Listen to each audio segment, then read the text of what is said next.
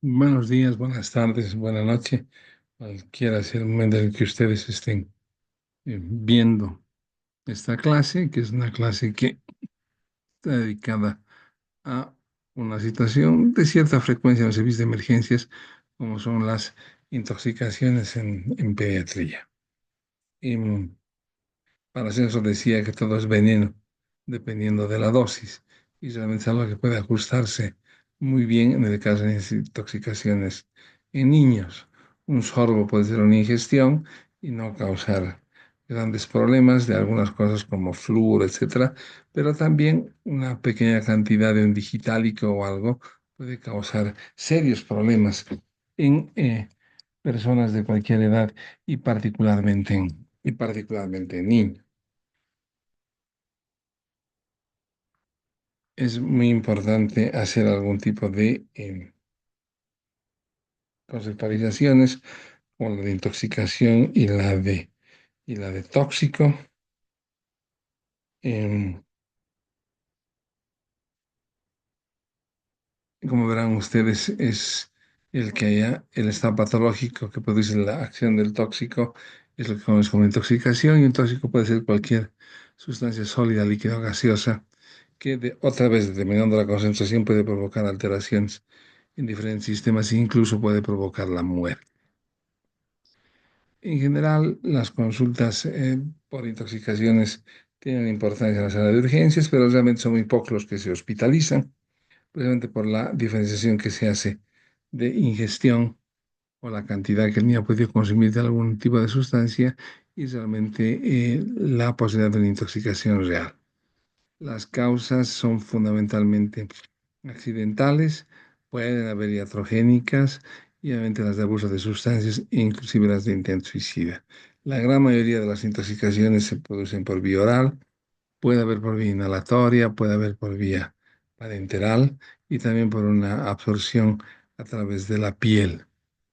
Y en Bolivia no tenemos definitivamente datos sobre intoxicaciones en sí o una relación que haya de los hospitales, pero me ha parecido importante hablar sobre ese estudio de prevalencia de consumo de drogas en escolares en Bolivia. De hecho, es el segundo o el tercero, este es el 2018. El último que nos habla que los escolares, tanto en colegios fiscales como en particulares, por lo menos consumen una vez, el 15,9% de ellos consume por lo menos una vez al mes alcohol y el 4,3% puede consumir una vez al mes marihuanas, inhalantes, cocaínas y pasta base. Quiere decir que tenemos un problema que además comparado con anteriores encuestas de este tipo ha ido creciendo y obviamente nos señala de que la posibilidad de que tengamos intoxicaciones de escolares o de adolescentes que acudan a la consulta o a la emergencia está pues o es real. Sin embargo, le da más frecuente para intoxicaciones, sobre todo accidentales, que son la mayoría, son en niños, niños pequeños, entre 1 y 5 años.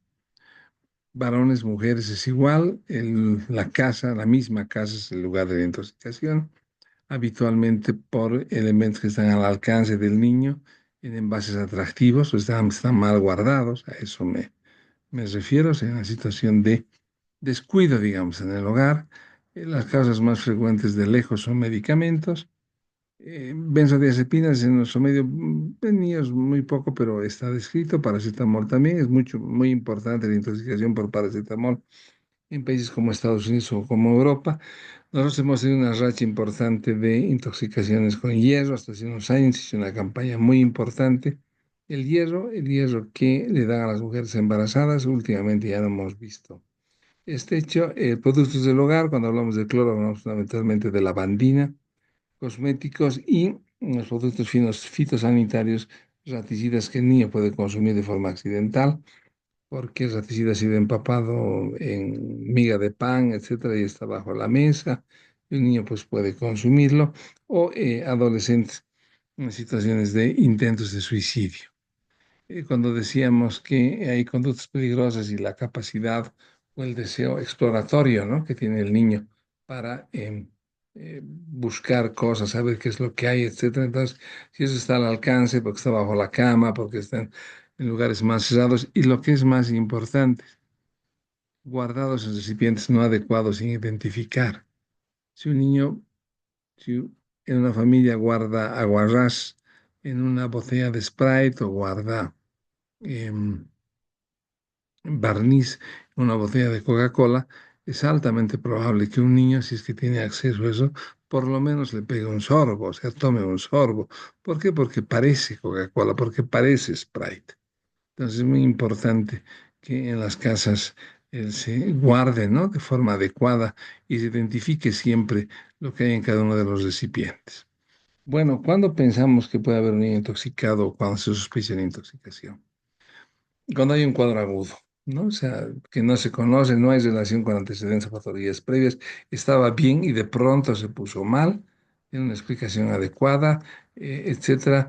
Cuando lo mismo en alteración de la conciencia, sin causa aparente, si estaba nomás bien y ahora parece que está queriendo dormir, o una afectación multiorgánica porque produce diarrea, porque respira mal, en fin, ¿no? Sin que haya habido una causa reciente identificada.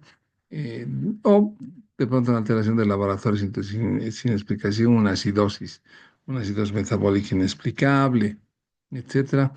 Como que en adolescencia hay antecedentes psiquiátricos de consumo de drogas, de consumo de alcohol o intentos previos de suicidio.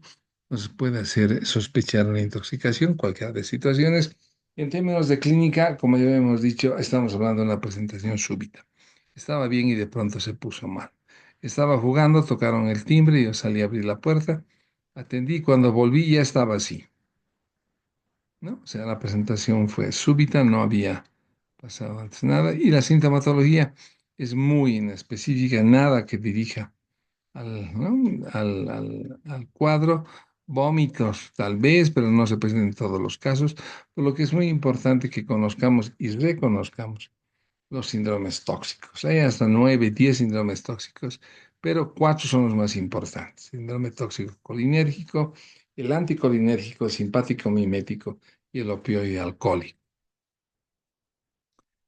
Cuando hablamos de esos síndromes tóxicos o toxidromes, se refieren fundamentalmente a identificar alteraciones en los signos vitales, frecuencia cardíaca, respiratoria, presión arterial, temperatura, en cómo está actuando la pupila en todos estos casos, cómo está la piel y las mucosas, la peristalsis, cuáles son las manifestaciones gastrointestinales, en la esfera urinaria y fundamentalmente en el estado neurológico, ¿no? Ahí viendo ustedes que uno puede catalogar varias situaciones de algunos de estos síndromes tóxicos y eso es muy importante porque nos va a comenzar a dar una idea de cómo podemos tratar estos casos. Cuando hay un síndrome colinérgico, cuando el paciente presenta las manifestaciones, de miosis, otra vez, ¿no? La pupila, alteración de la graduación visual, eh, los párpados temblan, hay epífora, hay náuseas, vómitos, cólicos, puede haber despedidos diarreicos, los esfínteres se relajan, en casos extremos hay convulsiones, coma, salivación importante, broncorrea, bradicardia, broncoconstricción, puede haber un bloqueo auriculoventricular, una sudoración profusa importante, fasciculaciones, ¿no? El síndrome colinérico es habitualmente el ejemplo de las intoxicaciones por órgano fosforado. Entonces, si encuentro eso, puedo pensar que la causa no es fosforado y tendré que actuar sobre las manifestaciones del síndrome colinérgico, que vamos a hablar enseguida. O puede ser el contrario exactamente, el síndrome anticolinérico, que tiene todo lo contrario, midrasis, la mucosa seca, el rubor, la piel seca, hay constipación, hay retención urinaria, puede haber desorientación, hay alucinaciones, convulsiones, fiebre, coma, hay taquicardia, al revés del colinérgico, hipotensión, puede haber fibrilación ventricular, fibrilación auricular, coreoathetosis, ¿no? Un ejemplo es, por ejemplo, las intoxicaciones por antidepresivos tricíclicos. Y está el síndrome simpático mimético. La persona tiene alucinaciones, taquicardia, hipertensión, hipotermia, diaforesis, piloerección, una miriasis muy importante, hipersiflexia, convulsiones. Puede haber arritmia, es que nos vamos intoxicados por drogas como la cocaína, por las anfetaminas, la cafeína, los descongestionantes que están en varios de los antigripales que la gente consume, una teofilina, ¿no? Y otros, aquí dos palabras sobre la cafeína. Desde hace un tiempo tenemos bebidas como el Red Bull, como el Burn. Bueno, creo que hay algunas otras más que tienen una concentración muy importante de cocaína. El Red Bull tiene un equivalente a 20 o 22 tazas de café. Entonces, si uno consume 2 o 3 latas de Red Bull, la posibilidad de presentar un síndrome simpático mimético e intoxicarse con cocaína es altamente probable. El otro síndrome alcohólico que trae coma, depresión respiratoria, miosis, hipotensión, bradicardia, hipotermia. Puede haber edema pulmonar y la hiperreflexia, puede haber convulsiones, ¿no es cierto? Aquí están los narcóticos, todos, puede ser aquí el famoso fentanilo que está de moda hoy en día, los barbitúricos, las benzodiazepinas, la clonidina y obviamente cobra importancia sobre todo en niños y en adolescentes en púberes el etanol, ¿no? Y la intoxicación aguda por etanol. En general, en el manejo de las intoxicaciones, las recomendaciones es tratar el paciente y no al tóxico, porque la verdad sea dicha, muy pocas veces se llega a identificar al tóxico. ¿Qué ha consumido? No sé, unas tabletitas verdes, parece que eran azules, sí, mi abuela consume, pero no hay una claridad de qué es el medicamento o la sustancia tóxica que el niño pudo haber tomado, por lo que otra vez, a partir de los síndromes tóxicos, es nuestra referencia y por eso que debes tratar al paciente o a la sugerencia tratar al paciente y no al tóxico. Obviamente lo primero es ver el estado general del paciente, fundamentalmente relacionado a la permeabilidad de la vía aérea, a que el paciente tiene respiración y circulación, o sea, las cuestiones elementales, ¿no? De la aproximación a los pacientes críticos, ¿no? Cómo está la circulación, la actividad cerebral, ¿no? Para dar al examen y dependiendo de la situación, actuar. Sí se puede identificar el tóxico a través de la anamnesis, el examen físico a través de los síndromes tóxicos. Hay un manejo general de las intoxicaciones que comentaremos en un momento más. Y si es posible identificar el tóxico, puede haber en muchas situaciones una terapia específica. Cuando hablamos de identificar el tóxico, hablamos eso, de qué sustancias tóxicas hay en la casa, fármacos, quién toma, cuál puede haber sido la vía de ingreso, lo más frecuente decíamos que es la vía oral. Lo interesante sería que pudiéramos tener una idea de cuánto ha sido la cantidad ingerida, cuántas tabletas habían, qué cantidad había en la botella, etcétera, para saber si solamente ha sido una ingestión o realmente ha hecho una intoxicación. Y obviamente el tiempo desde la ingesta. Habitualmente las alteraciones manifiestas de las intoxicaciones se producen entre 3 a 4 horas después de la ingesta por vía oral. Por eso otra vez es la idea sería que las personas puedan buscar alrededor de la persona intoxicada, etcétera. Eso también tiene que ver con la prontitud de la atención, ¿no es cierto?, de la consulta. Cuando es accidental, son niños pequeños, prácticamente llevan al niño a la emergencia al momento de la intoxicación. Pero cuando son adolescentes y todo, y probablemente de intento más bien es suicida, la consulta es tardía, ¿no? Hay que considerar estas situaciones. En el examen físico general, como han visto ustedes, tiene que haber una evaluación neurocardiopulmonar de la piel, etcétera, para la determinación si es que hay un síndrome tóxico y cuál. Ustedes ya han visto, por ejemplo, el síndrome colinérgico, los organofosforados, los lacticidas, etcétera, o un síndrome anticolinérgico, pensar en antidepresivos tricíclicos. Si bien no es parte de una intoxicación, lo estamos colocando aquí porque tiene su frecuencia, es las quemaduras o la ingestión de cáusticos, ¿no? Por lo que es muy importante realizar un examen de la orofaringe. Y obviamente en el examen de la orofaringe también identificar tal vez algún residuo del tóxico. En general, las intoxicaciones tienen 3 pasos, el manejo general. El primero es evitar la absorción del tóxico, o sea que ya finalmente lo consumió, pero veremos cómo evitamos de que el tóxico se absorba. Si ya ha pasado un buen tiempo, si se ha absorbido, cómo facilitamos que lo elimine lo más pronto posible. Y si tenemos identificado el tóxico, utilizar un antagonista, ¿no? El tóxico, un antídoto, ¿no? Que evite las alteraciones o el daño que el tóxico puede provocar al organismo. Cuando hablamos de evitar la absorción del tóxico, Es muy importante en algunas situaciones sacar la ropa y lavar profusis rápidamente con agua la piel, porque la piel puede ser un órgano de absorción, no solamente la piel, las faneras también, cabello, etcétera.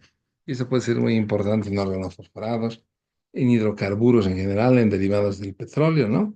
En este caso, el daño que producen los hidrocarburos es sobre todo la neumonitis química por la inhalación. Entonces, si el niño está bañado en gasolina o en queroseno, entonces sigue inhalando, ¿no es cierto? Algo que es tóxico, por lo que es muy importante, ¿no? Por ejemplo, sacar la ropa y lavar profusis rápidamente con agua. La piel, ¿no? Que es una forma de descontaminar. La otra situación que es muy común es hacer el vaciamiento gástrico, tiene mucha importancia cuando estamos dentro de la primera hora pos ingesta, idealmente con un volumen de 15 ml por kilo de suelo fisiológico por cada vez que hagas el lavado gástrico. Las primeras 4 horas señalan, pero la recomendación es siempre ideal hacerlo dentro de la primera hora con el paciente en un decúbito lateral izquierdo, utilizando una sonda apropiada, que tiene que ser una sonda más o menos de un calibre importante que permita hacer el lavado gástrico. Hay algunas condiciones para esto, o mejor dicho, algunas contraindicaciones. Si el paciente tiene compromiso de conciencia o ha consumido una sustancia que compromete rápidamente el sistema nervioso central y ante el riesgo de aspiración, etcétera, a veces es mejor no realizar el lavado gástrico. Cuando la ingesta ha sido de cáusticos, el cáustico que ha estado quemando va a salir quemando.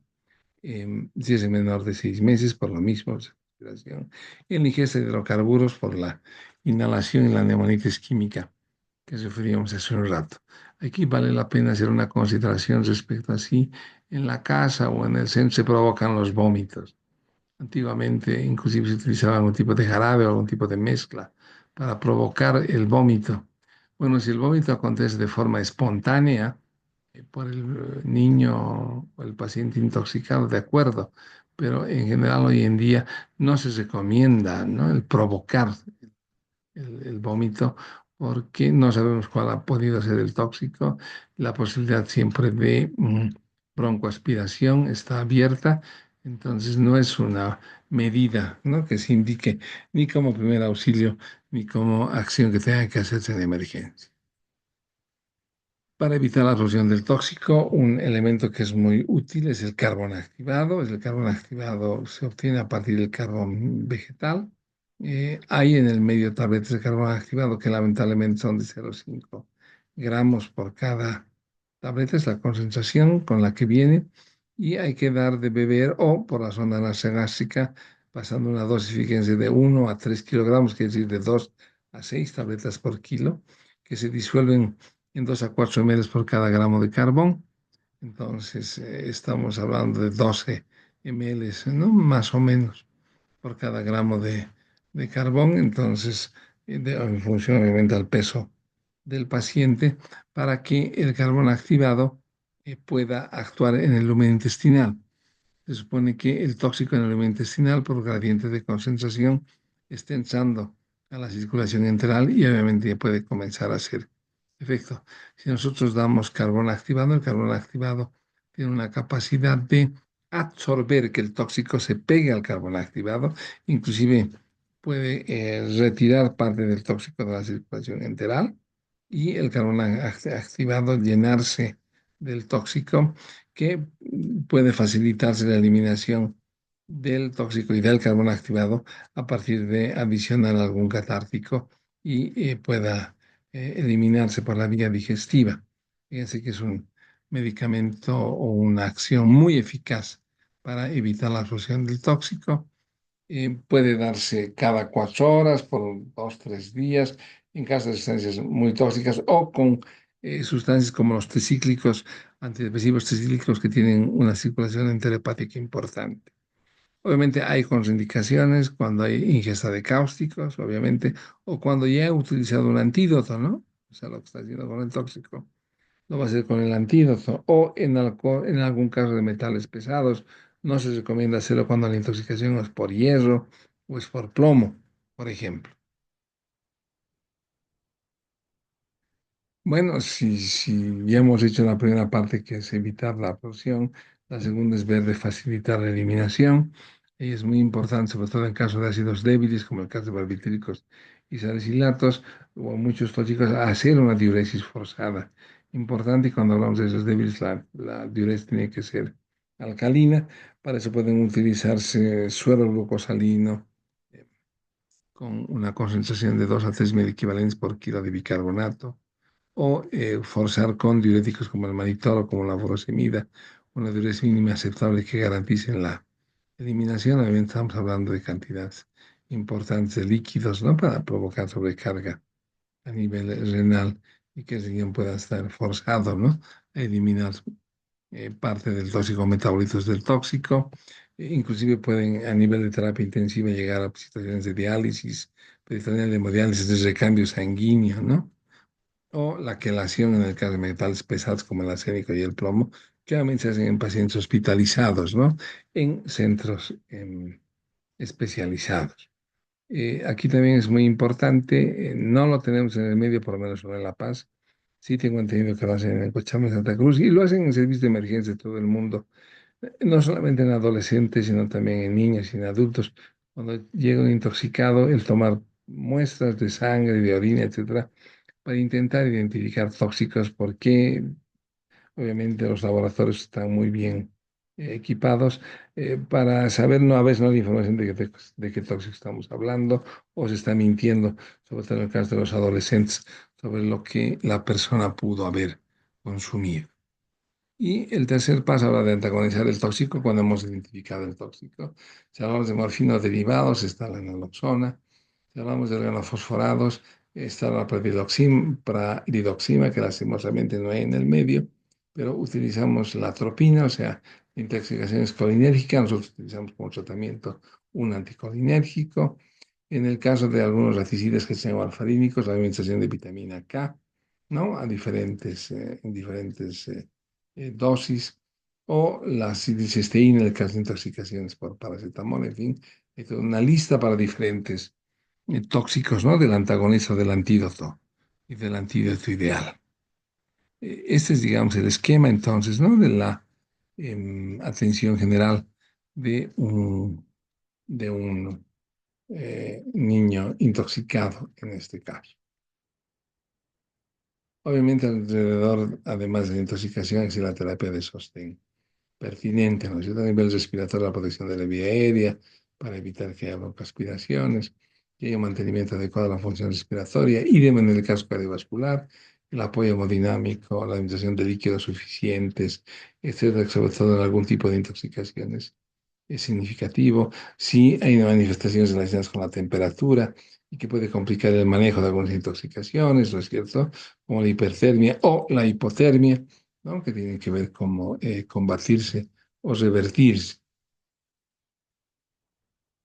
Si hablamos ya de algunas intoxicaciones específicas, benzodiazepinas, que como decíamos, puede darse. Los adolescentes la utilizan a partir de evaporar el componente y quedarse con el polvo, pero es una intoxicación que solamente produce toxicidad importante. Lo de la depresión del sistema nervioso central es algo muy, muy discutible. El tratamiento básicamente de sostén, flumazenil puede ser el antídoto adecuado. Cuando hablamos de órganos fosferados, obviamente pesticidas, que inhibe la colinesterasa, provocando el síndrome colinérgico que estábamos hablando. Em, el manejo tiene que ser hecho con un anticolinérgico, pralidoxima es el ideal, pero en nuestro medio lo que utilizamos es un anticolinérgico como la atropina, y lo que buscamos es primero lavar la piel, el lavado gástrico si la ingestión es reciente, y antagonizar el tóxico a partir de utilizar un anticolinérgico como la atropina, buscando provocar una intoxicación atropínica en una persona presente taquicardia, midrasis, rubor, ¿no? Y mantener esa intoxicación por 2, 3 días hasta que las manifestaciones colinérgicas hayan pasado, obviamente todo en un ambiente hospitalario. Cuando hablamos de cáusticos, la ingestión de cáusticos produce quemaduras en labios, en las manos, los álcalis extremos, los ácidos extremos. el agua de batería, el ácido sulfúrico, la soda cáustica, ¿no? Etcétera, sobre todo en situaciones de autodaño que un adolescente habitualmente es el que puede provocarse. Puede presentarse sintomático o ya se ha provocado la perforación del esófago o de alguno o del estómago, etcétera. Y así puede llegar en choque neurogénico por el dolor, con manifestaciones de cialorrea, está quemado el esófago, no quiere hacer pasar la saliva, de disfagia, vómitos, ¿no? Disfonía, porque obviamente ha provocado alteraciones en la laringe también al pasar, y hematemesis, ¿no? Que pueden presentarse. Obviamente el examen de la boca nos mostrará quemaduras, ¿no es cierto?, en toda la mucosa oral, que harán suponer que esto ya es un cáustico. Aquí se ha aconsejado provocar vómitos, administración de leche, agua, antiácidos, ácidos débiles, para no provocar reacciones que agraven la situación. Está contraindicado el carbón activado. La hospitalización es importante, el ayuno, líquidos endovenosos, inhibidores de, de protones, analgésicos, el dolor es importante. Y después de 6 a 12 horas, pues ingesta la realización de una endoscopía, ¿no? Para cuantificar esa es la clasificación del daño, ¿no?, que el cáustico ha podido provocar en la mucosa. Y obviamente, sí, la evolución es favorable en términos de que no hay perforaciones, etcétera. Un resultado a largo plazo, la complicación a largo plazo de las inyecciones de cáustico son las estenosis del esófago, ¿no? Estenosis intestinal, dependiendo cuál ha sido el lugar donde mayor daño ha provocado el cáustico. Eh, Alcohol, ¿no? Como decíamos, frecuente en escolares y adolescentes. Sobre todo puede haber una intoxicación aguda cuando se bebe gran cantidad en poco tiempo, con alteraciones que hablan a la mente de una borrachera, alteraciones del humor, dificultad al hablar, incoordinación, más inestable, pero en situaciones de intoxicación aguda puede llegar hasta el estupor y el coma, con efectos metabólicos como hipoglicemia, acidosis, hipocalemia, hipoaluminemia, hipocalcemia, en fin, ¿no?, que deben ser atendidos en un centro médico. Puede pasar con el alcohol. Importante dar dos palabras sobre las intoxicaciones folclóricas, que están provocadas por sustancias folclóricas que la OMS ha definido como sustancias terapéuticas complementarias a la medicina tradicional y útiles para aliviar diversas dolencias. Los mates en general, que pueden ser de una serie de hierbas, en los remedios famosos el mate de coca, el mate de anís, el mate de manzanilla, el mate de paico, el mate de cedrón, etcétera, ¿no es cierto? Em, Obviamente, si se dan en pequeñas cantidades, pueden no provocar nada, pero a veces se dan en grandes cantidades a un niño. Por ejemplo, el anís simple o el anís estrella pueden provocar verdaderos cilios medicamentosos, cilios paralíticos medicamentosos, ¿no? De importancia variable. Pero está, de hecho, el anís estrella, que antiguamente era una recomendación habitual para el problema de los cólicos del lactante, hoy en día está proscrito, ¿cierto? No debiera utilizarse anís estrella bajo ninguna circunstancia ni consideración. Ya saliéndonos un poco del tema de la intoxicación individual, hay una preocupación en la Organización Mundial de la Salud en diversas instituciones por la contaminación ambiental, del aire, del suelo, de las aguas, con algunas sustancias como las que tenemos en la lámina: arsénico, asbesto, las dioxinas, plomo, mercurio, los plaguicidas en general que se van acumulando y que pueden provocar intoxicaciones crónicas, que pueden provocar intoxicaciones que pueden afectar, sobre todo que están expuestos largo tiempo estas sustancias. Y ahí otra vez el niño en crecimiento, es una víctima, ¿no es cierto?, de este tipo de contaminaciones, porque puede alterar su desarrollo, su neurodesarrollo, y puede provocar alteraciones endócrinas de algún tipo o inmunitarias, ¿no?, en el sentido de provocar algún tipo de inmunodeficiencia por una exposición prolongada a dosis variables, ¿no?, de cualquiera de estos elementos que puede estar en el agua, puede estar en la tierra, ¿no?, en el mismo aire. Bueno, cuando hablamos de prevención para las situaciones individuales es obvio, ¿no es cierto?, el guardar en una serie de sustancias que pueden ser tóxicas fuera del alcance de los niños, en lugares cerrados, no dejar medicamentos al alcance, utilizar varios de los medicamentos con las famosas tablas, tapas, ¿no es cierto? A prueba de niños, etcétera, ¿no? Una identificación muy clara de lo que hay en cada uno de los recipientes para que no haya ningún tipo de confusión. O sea, este es un tipo de daño a la salud que puede ser ampliamente, sobre todo el accidental, puede ser ampliamente evitado si es que se toman las medidas de prevención adecuadas en la casa.